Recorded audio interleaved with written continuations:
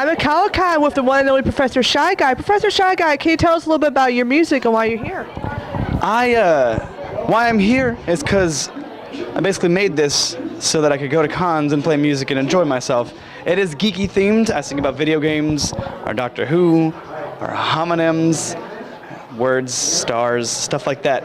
And it's chiptune based, which basically means it sounds kind of like video game music, NES music, kind of super NES, well, mainly NES music. And I also play live drums, guitar, and play keys, and sing over it. So I'm running around like a crazy person, doing all these things. And it's real gimmicky and silly, but it's real fun. Yeah. And this is not your first convention in the area that you performed at, is it? Nope, I played at Ectocon, which is run by the same people.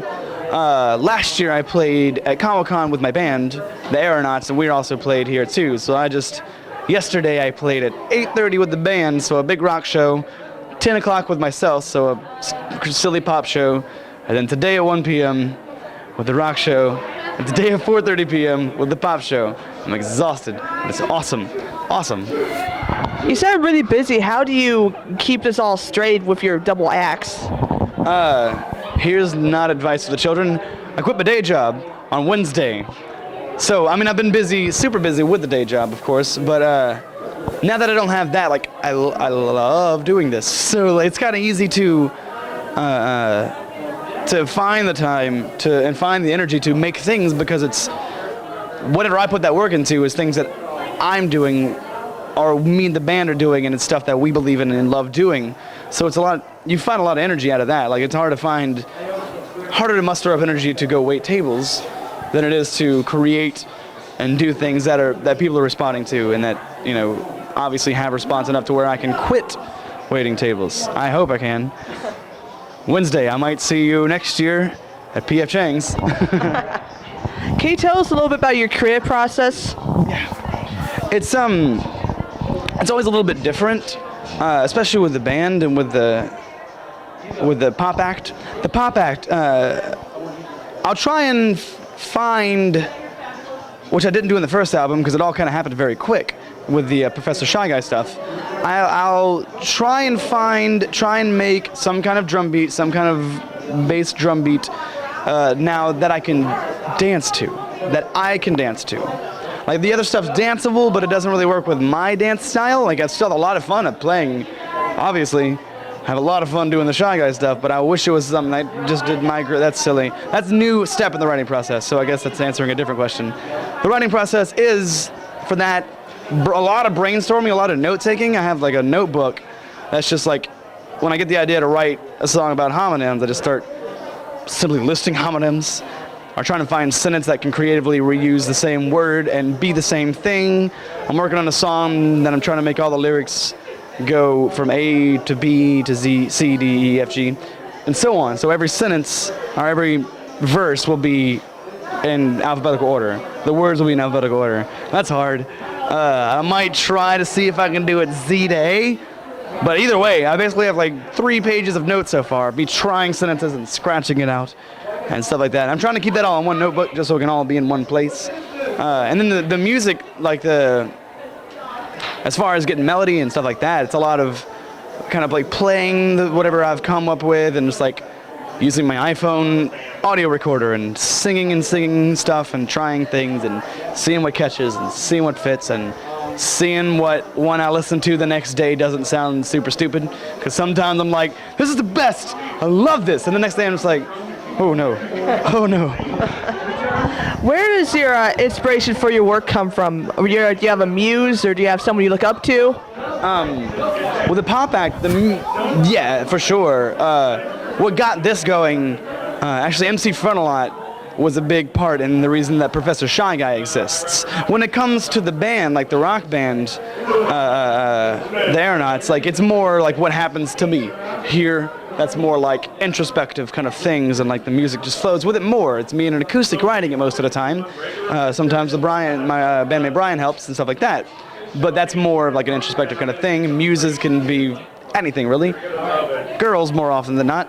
But then with the solo thing, like wanting to be wanting to create music that is not only silly and fun and clever, but like catchy and good and unique. And MC Frontalot does that really well. There's a band called Moloko that was a big part. Like if they have there's a live thing of them that's really good. And it just like I can't watch but like 2 songs and I'm like I can't even, it's so good that I have to put it away and I want to write something.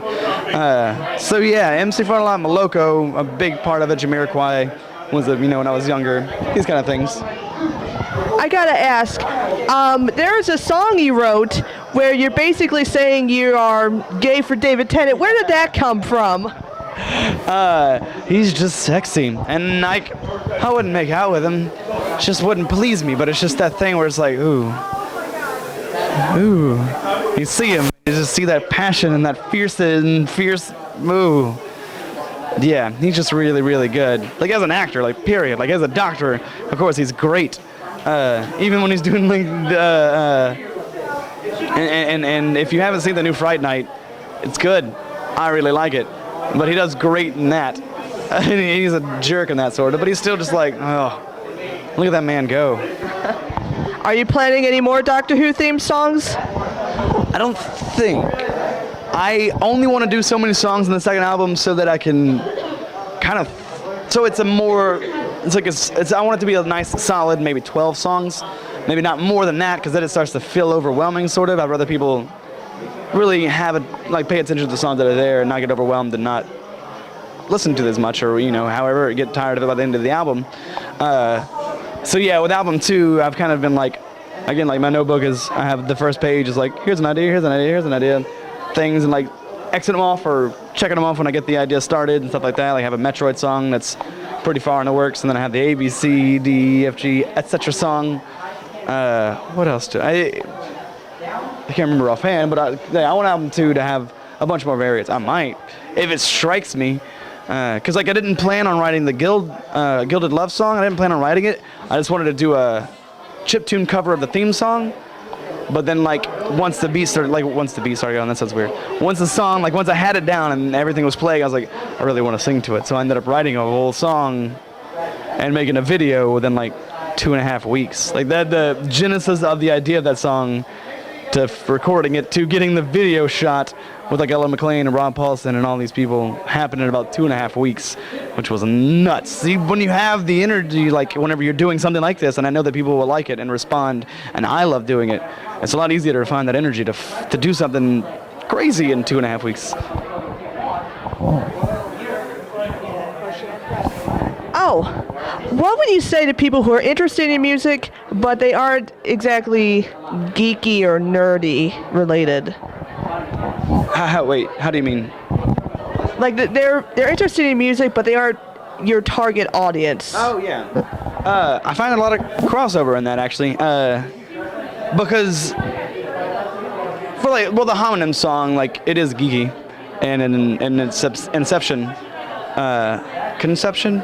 I was gonna say, here's my song about words. I don't know what words mean. Hypocrite. Anyway, that one doesn't, like, there are people that don't know World of Warcraft or the Guild that still like, I like that song, because the song tells the story using World of Warcraft references, so you might not know what I'm saying sometimes, but they kind of get the idea of the love story and the chorus and stuff like that. And the Doctor Who song, there's like plenty of people that's like, I don't know Doctor Who, but I really like that song. I think it's a general geekdom, so like, people that don't like my music, like if you like pop songs, but also ripping guitar solos occasionally, and chiptunes, which is sort of geeky in nature, but not quite, then you probably like it. Give it a shot. Give anything a shot. When I first popped MC Frontalot in, I was like, nerdy rap, I'm probably not gonna like this, but it'll be fun to listen to, and I popped it in, and I loved it so much. So much. Just one of those things where like it might sound gimmicky, but it might be really good. Because not everybody, most people that are making something are doing it because they love doing it. Some people are just getting paid a lot of money to degrade themselves. Let's watch American Idol. Some of those people love it. I'm not generalizing everybody. Either way, yeah, anything behind it usually has merit. The person worked hard on it. Somebody's doing something they love. Somebody's really working at putting this out there for people to hear. So there's gonna be some heart behind pretty much anything you hear. It might not be for you, but it might be. Finally, do you have any advice for young people starting to become musicians? Take advice that I should take myself more is practice. I do a song where I play drums and guitar and sing. I then move over to keys and guitar and sing all at the same time. That requires a lot of practice, and I still need a lot of practice on it because I still have to, like, I'm still kind of nervous when I go out there. I'm like, I don't know if I'm going to get this right the whole time. You should just basically practice till you're comfortable with it. Even if you're sitting in front of a TV and just noodling around while, you know, the same thing over and over again, just do it. That's the simple thing. Also, try to make music that you like. If it doesn't come that easily from you, like, it's gonna take work. Anything takes work, but if you're really trying to force a song out, give up on it. It might not be your song that comes from you. It might not be enough of what your brain wants to do. So I'd say sometimes just cut your losses and chunk songs. I started ShyGuy for real about a year and a half ago, in April anyway. Before that, I tried it and I failed and I cut it, and like I put away, like, whenever I did the rebirth of it and made the actual album, I threw away a bunch of songs and started over kind of fresh with a similar idea of wanting to be a solo artist and wanting to maybe multitask and stuff like that and be generally geeky. But like I took a shot and I just didn't like a lot of the songs. I didn't like the way it was going, so I just cut it clean. And then revisited it and tried to redo the whole project in a sort of different way, and now I love it. Now it's some of the most fun I have on stage, and I'm comfortable with it now, and if I think of silly things to do, then I'll do them, and not have to worry so much about, that's another thing good about practicing. If you just get comfortable with what you're playing, then you can go off and do other silly things, like grab a chair from the audience and pour water all over yourself like flash dance. That was fun. That wasn't the first time I did it, but the first time I did it, I didn't plan it. I was there and I chugged the water and I just grabbed the chair and did it, like at the end of the song. Anyway, yeah.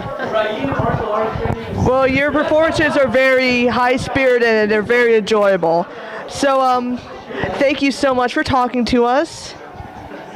Thank you. I don't know your name. Wait, shh. Sarah. Thank you, Sarah.